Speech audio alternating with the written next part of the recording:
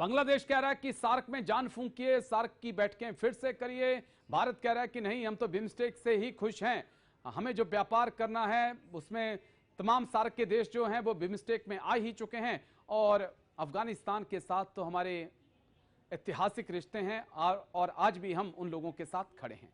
कैसे हम देखें, क्या वाकई में सार्क में जान फूंकी जा सकती है सर, और क्यों बांग्लादेश को इतनी सार्क की याद आ रही है सर? राजेश जी, देखिए, जहाँ तक बिम्स्टेक का सवाल है तो उसमें जहाँ तक भारत का इश्यू है, देखिए हमारी जो ट्रेड है इन कंट्रीज के साथ, जो हमारे नेबर्स हैं, वो चल रही है और हमारी उनके साथ जो रिश्ते हैं वो भी बड़े अच्छे हैं। जहाँ तक बांग्लादेश का सवाल है तो बांग्लादेश ने ये सार्क का इश्यू जो उठाया है वो इसलिए है कि अभी आप देखिए, बांग्लादेश पाकिस्तान और चाइना के इशारों पे चल रहा है। और जो रिसेंट डेवलपमेंट्स हुए हैं बांग्लादेश में, तो उससे हमारी जो उनके साथ अभी रिश्ता है उसमें भी काफ़ी खटास आ चुकी है। जहाँ तक सार्क कंट्रीज का सवाल है और सार्क का उनका मीटिंग का सवाल है, तो देखिए भारत ने 2016 में बिल्कुल स्पष्ट कर दिया था कि जब तक पाकिस्तान ये टेररिज्म को एक्सपोर्ट कर रहा है, टेररिज्म को बढ़ावा दे रहा है, तो जब तक पाकिस्तान इससे बाज नहीं आता है तो वो हिंदुस्तान जो है वो सार्क का जो एक्चुअल मीटिंग का में रहने का या उसका पाकिस्तान का उसमें होना, वो भारत को मंजूर नहीं है।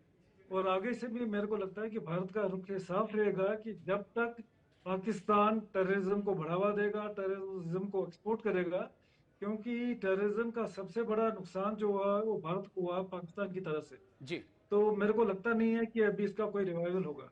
जी, बस एक छोटा सा सवाल जिसका जवाब चाहिए मेरे को कि चर्चाएं बहुत तेज हैं कि सार्क में भारत की जगह चाइना को रखा जाए और रिप्लेस चाइना से भारत को किया जाए। कोई पॉसिबिलिटीज की देख रहे हैं कि सार्क में चाइना की एंट्री और भारत नजरअंदाज? चर्चाएं बहुत तेज हैं सर। ये देखिए, पॉसिबिलिटी है, इसमें चर्चा तो होती रहती है, डिस्कशंस होती रहती है और कई डेवलपमेंट्स होती हैं। तो ये भी हो सकता है कि अगर चाइना की एंट्री हो तो, लेकिन जहाँ तक भारत का सवाल है, जब तक पाकिस्तान टेररिज्म को बढ़ावा देगा, जब तक पाकिस्तान टेररिज्म को एक्सपोर्ट करेगा टू इंडिया, तो भारत अपना रुख पे रहेगा कि भारत, मेरे को लगता है कि किसी मीटिंग में शायद पार्टिसिपेट ना करे। ठीक है, भारत का कहना साफ है कि टेरर एंड टॉक साथ नहीं चल सकते और ये पाकिस्तान को मानना ही होगा। मैं लौटता हूं सर, एक और बड़ी खबर है, उसके बाद मैं आपके पास आऊंगा। जल्दी से बड़ी खबर, चीनी विदेश मंत्री वांग यी से मिले विदेश मंत्री एस जयशंकर। दोनों विदेश मंत्रियों के बीच हुई कई मुद्दों पर चर्चा। बड़ी खबर आपको दिखा रहे हैं, भारत ने कारोबार में निष्पक्षता का मुद्दा उठाया। इस वक्त की बड़ी खबर, चीनी विदेश मंत्री वांग यी से मिले विदेश मंत्री एस जयशंकर। दोनों विदेश मंत्रियों के बीच कई मुद्दों पर चर्चा हुई है। भारत ने कारोबार में निष्पक्षता का मुद्दा उठाया है। सीमा पर शांति के बिना रिश्ते सामान्य नहीं हो सकते। विदेश मंत्री एस जयशंकर ने फिर से वांग यी को साफ कर दिया है कि रिश्ते तभी सामान्य हो पाएंगे जब सीमाएं सुरक्षित रहेंगी, शांत रहेंगी। अगर सीमा पे टेंशन है और चीन सोचता है कि भारत उसके साथ रिश्तों को मजबूत करेगा, तो इसकी पॉसिबिलिटी नहीं है। विदेश मंत्री एस जयशंकर ने क्या कुछ कहा है वो आपको सुनाएंगे, लेकिन पहले ग्राफिक्स एक बार प्ले कर दीजिए, क्योंकि व्यापार की जो निष्पक्षता है आप खुद समझाएंगे कि आखिरकार ये पूरा खेल है क्या। वांग यी से मिले विदेश मंत्री एस जयशंकर। फिलीपींस की राजधानी मनीला में यह बैठक हुई है। दोनों के बीच कई अहम मुद्दों पर चर्चा हुई। व्यापार संतुलन पर ध्यान देने की जरूरत है, ये विदेश मंत्री एस जयशंकर ने वांग यी को बड़ा एक मैसेज दिया है कि जो व्यापार है उसमें संतुलन की बहुत ज्यादा जरूरत है।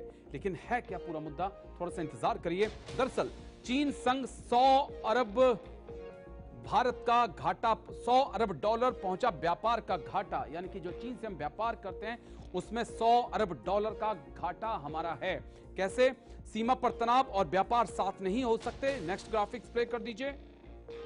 कुल ट्रेड भारत और चाइना के बीच 151.10 अरब डॉलर का है, देख लीजिए। और भारत 132 अरब डॉलर का इंपोर्ट करता है, यानी कि चाइना से सामान खरीदते हैं। चाइना को बेचते कितना है? महज 20-25 डॉलर के आसपास हम चाइना को सामान बेचते हैं या भेजते हैं। भारत यही कह रहा है कि ये एक तरफा व्यापार नहीं हो सकता, लेकिन काट क्या है? गलवान के बाद भी हमने देखा लगातार चाइना का चाइना के साथ हमारा व्यापार घाटा बढ़ता गया और व्यापार भी बढ़ता गया। समझने की कोशिश करेंगे। कल डीएसओडी सर, वांगी और विदेश मंत्री एस जयशंकर की मुलाकात उस वक्त जिस वक्त रिश्तों को पटरी पर लाने की पूरी कोशिश हो रही है, लेकिन साथ ही में ये जो व्यापार घाटा है जो 100 अरब डॉलर से भी ऊपर पहुंच चुका है, रास्ता क्या है सर भारत के पास? गलवान के बाद से ये व्यापार घाटा बढ़ता ही गया है, ऑप्शंस नहीं नजर आते सर। गाजी जी देखिए, जहाँ तक चाइना का सवाल है तो हमारे चाइना के साथ जो रिलेशनशिप है उसमें काफ़ी अप्स एंड डाउन्स आते रहते हैं, क्योंकि जहाँ तक बॉर्डर के इश्यूज हैं हमारे चाइना के साथ, वहाँ पे कन्फ्लिक्ट भी हुए हैं। और फिलहाल चाइना और भारत के बीच में कुछ समझौता हुआ है जिससे कि तनाव थोड़ा कम हुआ है। पर ये जो बॉर्डर का इशू है ये एक बहुत बड़ा मुद्दा रहा है दोनों कंट्रीज के बीच में।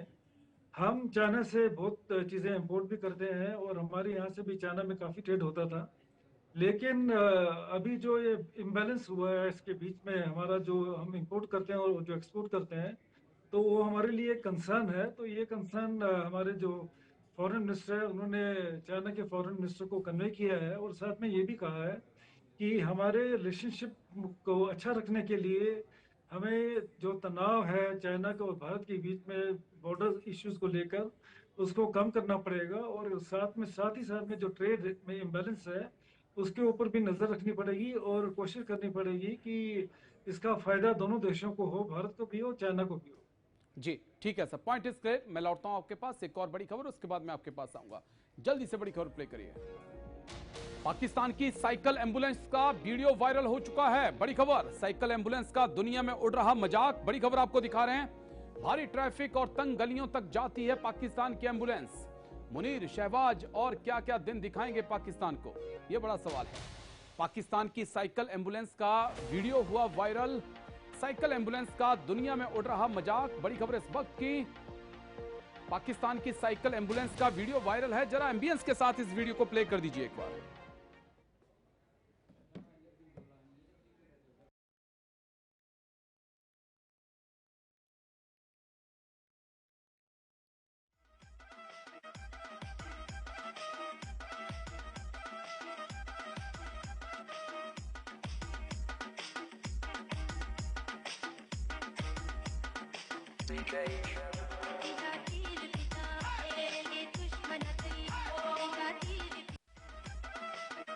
साइकिल एम्बुलेंस, पाकिस्तान का कहना है कि जिन गलियों में बड़ी एम्बुलेंस नहीं जा सकती वहां पर हम अपनी साइकिल एम्बुलेंस लेकर जाएंगे। तो चलिए, मुनीर और शहबाज के राज में यही तरक्की पाकिस्तान के अंदर हो रही है और ये हाल रहा तो ये तरक्की इसी प्रकार से बदस्तूर जारी रहेगी। आगे बढ़ेंगे, एक और बड़ी खबर आपको दिखाएंगे, उसके बाद हम एक्सपर्ट्स के पास लौटेंगे। आगे बढ़िए।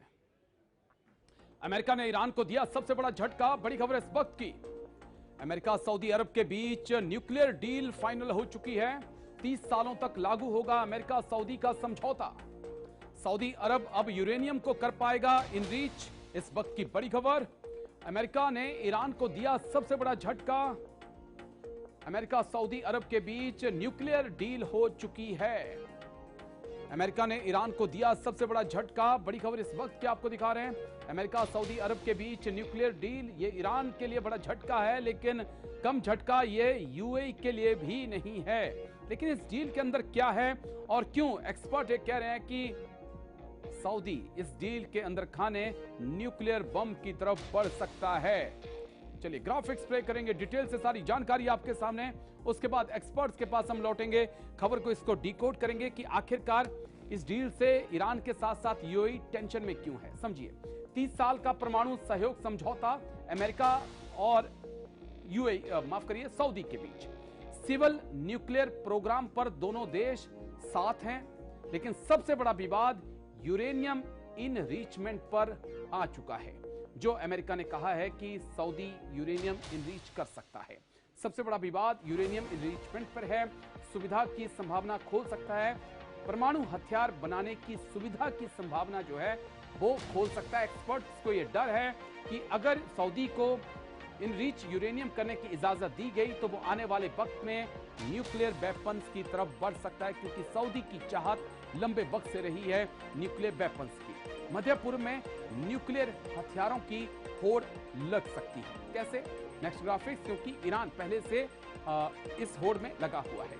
ये डील यूएई मॉडल से अलग मानी जा रही है, क्योंकि यूएई को यूरेनियम इनरिचमेंट से परहेज अमेरिका ने किया, लेकिन सऊदी को कह दिया कि आप 30 साल तक यूरेनियम को इनरिच कर सकते हैं। क्या वाकई में सऊदी ऐसा कर सकता है? एक्सपर्ट से समझने की कोशिश करेंगे। कमोडोर डीएस सोडी सर, अमेरिका और सऊदी के बीच यूरेनियम की ये डील, इसके क्या मायने हैं सर? थोड़ा सा समझाइएगा। ईरान को अमेरिका रोक रहा है कि तुम यूरेनियम को इनरिच नहीं करोगे।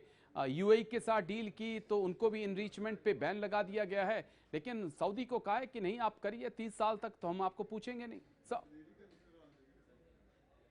राजेश जी, जहाँ तक अमेरिका का सवाल है, तो आप देखिए अमेरिका की तरफ से जब भी कोई अनाउंसमेंट होती है या स्टेटमेंट्स आती हैं तो उनको बड़ी बारीकी से देखना पड़ता है। अब जो प्रेजेंट स्टेटमेंट अमेरिका की तरफ से आई है, जिसमें उन्होंने सऊदी अरबिया को कहा है कि वो जो यूरेनियम सऊदी अरबिया के पास है वो उसको एनरिच कर सकते हैं, और साथ ही साथ ये बात हो रही है कि ये जो है ये सिविल यूज के लिए होगा, फॉर पावर जनरेशन के लिए यूज होगा ये न्यूक्लियर एनर्जी। लेकिन ये एनरिचमेंट किस हद तक होगी उसके लिए अभी कोई स्टेटमेंट नहीं है। ये जहां तक ईरान का सवाल है, तो अमेरिका ईरान के ऊपर हमेशा दबाव डाल रहा है कि ईरान इसकी यूरेनियम एनरिचमेंट नहीं करना चाहिए, ताकि सिर्फ ईरान जो है वो कोई न्यूक्लियर वेपन ना बना सके। अब सऊदी अरबिया में क्या इस स्टेटमेंट से हम इसको मान के चलें कि ये कभी ऐसा भी होगा कि कुछ न्यूक्लियर वेपन्स के लिए भी इस यूरेनियम एनरिचमेंट का यूज होगा कि नहीं, ये एक बहुत बड़ा क्वेश्चन मार्क है। क्योंकि अमेरिका ने यूएई को तो इसकी इजाज़त नहीं दी है, लेकिन सऊदी अरबिया को बोल दिया है। अब सऊदी अरबिया और ईरान के बीच में जो रिश्ता है वो हम सब जानते हैं कि उनका रिश्ता कैसा है जी। तो इस डेवलपमेंट से ईरान जो है वो और फर्म हो जाएगा अपने स्टैंड पे with regard to enrichment of uranium. और ये जो 14 पॉइंट की बात हो रही थी एमओयू में, इसके ऊपर भी उनकी भी कंसिडरेशन होगी with regard to this recent development which has happened between Saudi Arabia and USA. Okay sir, बस एक छोटा सा सवाल सर, मैं पीठ हेग से जो कि अमेरिका के रक्षा मंत्री हैं उनको सुन रहा था। वो ईरान के परमाणु हथियारों को लेकर कह रहे थे कि कट्टरपंथियों के हाथ में ये हथियार पड़ सकते हैं, सुरक्षा को बड़ा खतरा हो सकता है, हमारे जो सहयोगी हैं उनके लिए बड़ी चुनौती होगा। लेकिन अमेरिका कभी पाकिस्तान के परमाणु हथियारों को लेकर हमने इतना सीरियस नहीं देखा। वहाँ भी जैश है, लश्कर है, हिजबुल मुजाहिदीन है, टीटीपी है, बलूच लिबरेशन आर्मी है, ना जाने कितने संगठन वहाँ पे भी काम कर रहे हैं। अमेरिका उनको लेकर तो इंटरेस्टेड इतना नहीं दिखाई पड़ता है जितना ईरान को लेकर इंटरेस्टेड है। Sir Y? राजेश जी, देखिए अमेरिका कभी भी किसी के बारे में नहीं सोचता है, अमेरिका सिर्फ अपने बारे में सोचता है। ओके। जहाँ तक पाकिस्तान का सवाल है, तो अमेरिका के पाकिस्तान में क्या इंटरेस्ट है वो अपने इंटरेस्ट के लिहाज से ही चलता है।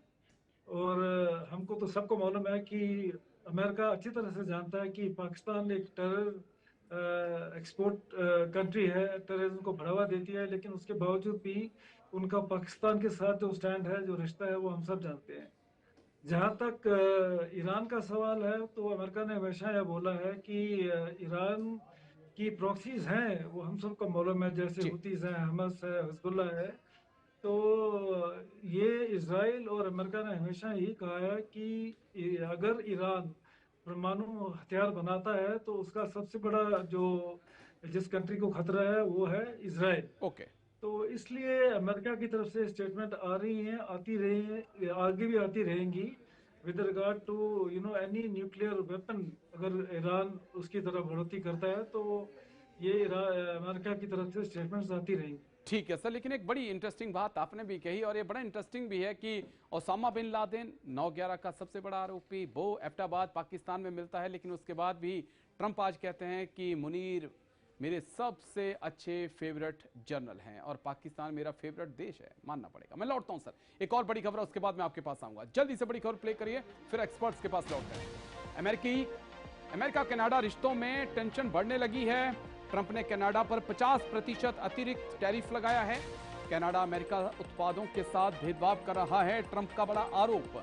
कनाडा को अपना हिस्सा भी ट्रंप बनाना चाहते हैं। क्या उस सिलसिले में हम इस खबर को देखें या हटकर देखें, एक्सपर्ट से इसको आगे हम समझने की कोशिश करेंगे। अमेरिका कनाडा रिश्तों के बीच बढ़ने लगी टेंशन। बड़ी खबर इस वक्त की, ट्रंप ने कनाडा पर 50% अतिरिक्त टैरिफ लगाया। कनाडा अमेरिका उत्पादों के साथ भेदभाव कर रहा, ट्रंप ने आरोप लगाया है। कनाडा को अपना हिस्सा बनाना चाहता है अमेरिका, खासकर ट्रंप। अमेरिका नहीं, अगर हम कहें तो ट्रंप ही हैं जिन्होंने राग अलापा है कि कनाडा हमारा 51वां राज्य हो सकता है। ग्राफिक्स प्ले करिए, उसके बाद ट्रंप का बयान आपको सुनाएंगे, उसके बाद DS सोडी सर के पास हम लौटेंगे। जल्दी से ग्राफिक्स मेरे पीछे। ट्रंप ने कनाडा पर टैक्स क्यों लगाया? ट्रंप ने कनाडा पर 50% अतिरिक्त टैक्स लगाया है, यानी कि जो पहले था ये उससे हटकर है, उसमें ऐड हुआ है। ऑटोमोबाइल्स, शराब और डेयरी में भेदभाव के आरोप डोनाल्ड ट्रंप ने, अमेरिका ने लगाए हैं कि हमारे ऑटोमोबाइल्स के साथ शराब और डेयरी में कनाडा में भेदभाव होता है। अमेरिका का व्यापार में भेदभाव का आरोप, यूएस कंपनियों और उत्पादन को बढ़ावा ट्रंप देना चाहते हैं, इसलिए कनाडा पर टैरिफ लगाकर या दूसरे देशों पर टैरिफ लगाकर वो अपनी कंपनियों को मजबूत भी करने की कोशिश कर रहे हैं। कनाडा पर प्रेशर बनाना चाहते हैं ट्रंप। ऑटोमोबाइल, शराब और डेयरी में भेदभाव की बात तो हमने आपके सामने कर ही दिया। कनाडा पर प्रेशर बनाना चाहते हैं ट्रंप, क्योंकि ट्रंप ही वो शख्स हैं जिन्होंने कहा कि कनाडा आने वाले वक्त में हो सकता है अमेरिका का ही एक स्टेट बन जाए। ट्रंप को एक बात सुन लेते हैं, उसके बाद एक्सपर्ट्स के पास। That's separate. We're looking at that separately. And what, is there anything Canada It's only can do? response to the way they've treated our farmers and our people. Yeah. Canada's been very, very tough on us over the years, for many years, and no other president's done anything about it. I love Canada. I love the people of Canada. Many friends that live in Canada, but their leadership, from Trudeau to the current leadership, I mean, in all fairness to them, they need us to survive. Without us, there's no way they can survive. So, but they've been very, very tough over a period of the last 50 years, actually. लौटेंगे। Commodore DS सोडी sir हमारे साथ बने हुए हैं। Sir, Trump का tariff एक बार फिर से लौट चुका है, खासकर कनाडा पर। किस प्रकार से कनाडा और अमेरिका के रिश्तों को देखें? नेटो के दोनों सहयोगी देश, दोनों पड़ोसी, बड़े अच्छे पड़ोसी माने जाते थे, लेकिन ट्रंप के आने के बाद रिश्तों में तलखी, और ये 50% अतिरिक्त टैरिफ लगाने के बाद तलखी और बढ़ेगी। राजेश जी, देखिए, जैसे मिस्टर ट्रंप ने टेक ओवर किया था, उसके बाद उन्होंने कह दिया था कि हम कनाडा को भी अपना एक स्टेट बना देंगे। तो ये शुरुआत वहाँ से हुई थी। उसके बाद उनको जहाँ पर भी मौका मिला तो उन्होंने ये कहा कि जो कनाडा है उसका अमेरिका के साथ जो रिलेशनशिप है, तो वो कनाडा ने कभी भी उनके साथ, उनके फार्मर्स के साथ, उनके कई प्रोडक्ट्स के ऊपर जो कनाडा का टैक्स वो लगाते थे, वो अमेरिका के हित में नहीं है। तो अब उन्होंने फिर से ये दोहरा दिया और कह दिया कि वो 50% ट्रंप दोबारा से लगाएंगे कनाडा के ऊपर। तो क्योंकि वो बात करते हैं अपने इंटरेस्ट के, अपने कंट्री के इंटरेस्ट के, अपनी इंडस्ट्री को हेल्प करने के लिए, लेकिन साथ ही साथ जब हम दो कंट्रीज को देखते हैं तो इनकी प्रॉक्सिमिटी देखते हैं, इनके बीच में जो अपना ट्रेड है या रिलेशनशिप है, उसको देखकर जो डिसीजंस मिस्टर ट्रंप ले रहे हैं ये अच्छे नहीं है, और इनका जो है वो भी अच्छा होने वाला नहीं है, ना सिर्फ कनाडा के ऊपर लेकिन ये अमेरिका के ऊपर भी इसके रिपरकशंस हो सकते हैं। ठीक है सर, पॉइंट इज क्लियर। मैं लौटता हूं आपके पास, एक और बड़ी खबर हमारे पास, फिर मैं आऊंगा आपके पास। जल्दी से बड़ी खबर प्ले करिए, फिर एक्सपर्ट्स के पास लौटते हैं। ईरानी आर्मी चीफ की डोनाल्ड ट्रंप को चेतावनी, न्यूक्लियर साइट पर हमला हुआ तो खैर नहीं, ईरान ने कहा। खाड़ी के देशों पर एक साथ करेंगे हमला, ईरानी चीफ ने कहा। अमेरिका के ग्राउंड ऑपरेशन से टेंशन में है ईरान। बड़ी खबर आपको दिखा रहे हैं इस वक्त की, ईरानी आर्मी चीफ की डोनाल्ड ट्रंप को चेतावनी। तो न्यूक्लियर साइटों पर हमला किया तो खाड़ी देशों पर हमला बोलेंगे। ईरान के आर्मी चीफ हैं अमीर हातमी, उनकी तरफ से बड़ी स्टेटमेंट दी गई है, लेकिन जंग को लेकर अपडेट्स आपके सामने। उसके बाद कमांडो DS सोडी सर के पास हम लौटेंगे, समझने की कोशिश करेंगे कि क्या वाकई में इतनी ताकत अभी भी ईरान के अंदर बची हुई है। समझ लेते हैं। ईरान पे लगातार 11वीं रात हवाई हमले अमेरिका की तरफ से। डोनाल्ड ट्रंप की ईरान को बड़ी धमकी। पीफैक्स माउंटेन पर करेंगे जोरदार हमले, लेकिन इस माउंटेन के अंदर क्या है इसको समझना होगा। नेक्स्ट ग्राफिक्स, पीफैक्स माउंटेन के नीचे ईरान न्यूक्लियर प्रोग्राम चला रहा है, ये आरोप इजराइल का है और कुछ सैटेलाइट इमेजेस ने इस बात को कंफर्म भी किया है। हॉर्मुज में 2 तेल टैंकरों में आग लगी। अमेरिकी विदेश मंत्री मार्को रूबियो ने भी बड़ी स्टेटमेंट दी है। क्या स्टेटमेंट है? ईरान के साथ अमेरिका बातचीत को तैयार। अमेरिकी रक्षा मंत्री पीट हेगसेथ का दावा, युद्ध पर लगभग 37.5 अरब डॉलर हम खर्च कर चुके हैं, पीट हेगसेथ कह रहे हैं। लेकिन हम चलिए एक्सपर्ट्स के पास हम चलेंगे।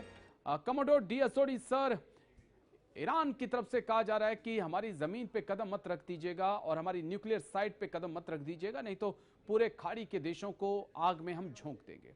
इस बयान के क्या मायने? क्या वाकई में इतनी लंबी जंग के बाद भी ईरान के पास इतनी ताकत अभी बची है कि वो पूरे खाड़ी के देशों को जंग में झोंक सकता है? सर राजेश जी, देखिए, अमेरिका ने अभी ईरान के ऊपर काफ़ी अटैक किए हैं।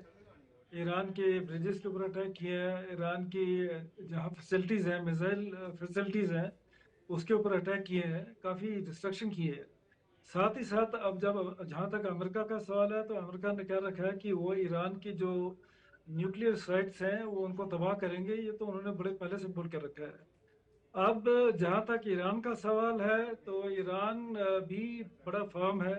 जी, ईरान ने जो अटैक्स ईरान के ऊपर हुए हैं उनको रिटेलिएट किया है मिडिल ईस्ट की कंट्रीज पे, ओमान, कतार, बहरीन, इन कंट्रीज के ऊपर जहाँ पे अमेरिकन बेसेस हैं या उनके एसेट्स हैं, उनके ऊपर लगातार ईरान भी अटैक कर रहा है। साथ ही साथ अभी ईरान ने जो ईरान की पोर्ट्स हैं, बंदरगाहें हैं, उनको भी काफ़ी डैमेज किया है। और हार्मुज की जो अभी स्थिति है वो तो हम सब जानते हैं कि वहाँ पे क्या हो रहा है। तो ईरान को, आप ठीक कह रहे हैं, ईरान में अभी ये भी वो कंटेम्पलेट कर रहे होंगे कि हो सकता है अमेरिका कोई boots on the ground okay. Operation करे, जो कि बड़ा डिफिकल्ट है keeping in view the terrain of Iran और ईरान की जो जोग्राफिकल सिचुएशन है। लेकिन ये हम कह सकते हैं कि अभी ये जो अटैक्स हैं अमेरिका की तरफ ये जारी रहेंगे, ईरान के ऊपर प्रेशर बनाने के लिए कि वो किसी तरीके से किसी समझौते को एक्सेप्ट करें। और जहाँ तक अमेरिका वार्निंग्स भी देता है, साथ साथ ये भी कहता है कि वो ईरान के साथ जो डायलॉग है उसको आगे बढ़ाना। लेकिन क्या डीएसओडी सर, एक सवाल जिसका जवाब जो आप कह भी रहे थे कि मार्क रूबियो ने भी कहा कि हम ईरान के साथ बातचीत करना चाहते हैं, हम तैयार हैं, लेकिन ईरान इंटरेस्टेड नहीं है। और साफ तौर पे दिखता भी है कि एक तरफ आईआरजीसी की टॉप लीडरशिप है और दूसरी तरफ राष्ट्रपति पेजेशकियान हैं, अराक्ची हैं, गालीवाफ हैं। जो ये फैसले लेते हैं वो आईआरजीसी नहीं मानती, जो आईआरजीसी चाहती है वो ये मानने के लिए तैयार नहीं है। क्या बात कहीं यहीं तो नहीं फंसी हुई है सर? नहीं, ऐसा नहीं है कि वहाँ पे बात कोई फंसी हुई है। ईरान के अंदर देखिए, ईरान अगर बातचीत करे भी, लेकिन जब ईरान के ऊपर लगातार अटैक्स हो रहे हैं, जब एक एमओयू साइन हुआ है 14 पॉइंट के ऊपर, अभी उसको इम्प्लीमेंट किया जाना है, 7 दिन के टाइम दिया था जहाँ की बीच में डिस्कशंस होंगी, लेकिन उसके बीच में जो अटैक्स हो रहे हैं, तो ऑब्वियसली ईरान भी स्टेटमेंट देगा कि हम इनके साथ कोई डायलॉग या डिस्कशन करने को नहीं चाहते, क्योंकि अगर उनके ऊपर अटैक्स हो रहे हैं तो वो जस्टिफाइड है इस बात को कहने के लिए। ओके सर, चलिए शुक्रिया, बहुत बहुत शुक्रिया कमोडोर डीएसओडी सर आपका हमारे साथ जुड़ने के लिए, तमाम पहलुओं पर इतनी बारीकी से बात रखने के लिए। तो ग्लोबल ब्रेकिंग में आज इतना ही, कल फिर होगी मुलाकात, दीजिए इजाजत, नमस्कार।